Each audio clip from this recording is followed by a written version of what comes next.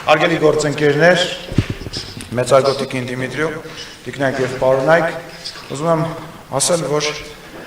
քիչ առաջ տեղի ունեցավ իմ եւ Կիպրոսի գործընկերոջ միջև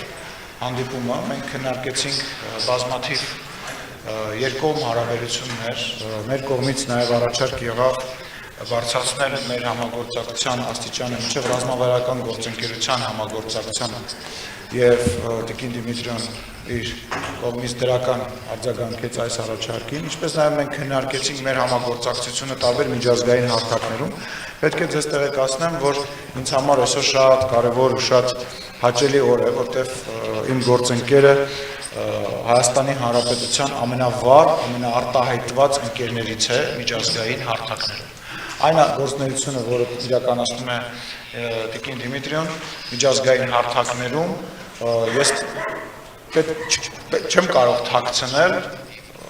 պետք է ասեմ, որ մենք այն հարթակներում, որտեղ իմ գործընկերը ներկայացված է, ունենք երկու խոսափող, այսինքն մենք երկու անգամ ավել ենք ներկայացված եւ ինչի համար եւ ես Տիկին Դիմիտրիոն եւ մեր բարեկամ Կիպրոսին շատ շնորհակալ եմ եւ պետք է ասեմ, որ Հայաստանը նույնպես մշտապես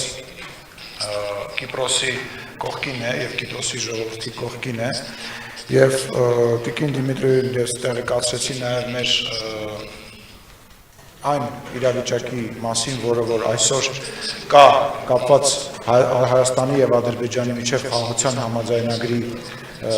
հետ եւ վստահ եմ, որ խաղաղության հաստատման ճանապարհին Կիպրոսը իր ներդրումը կունենա, ինչպես անցյալում է ունեցել եւ ինչպես մշտապես աջակցել է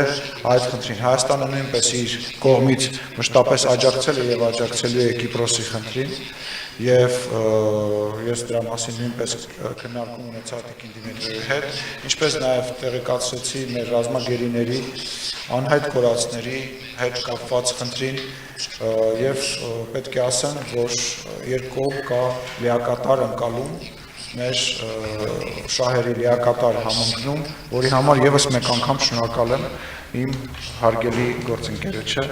եւ եւս մեկ անգամ ողջունում եմ եւ բարի գալուստ եմ ասում Հայաստան։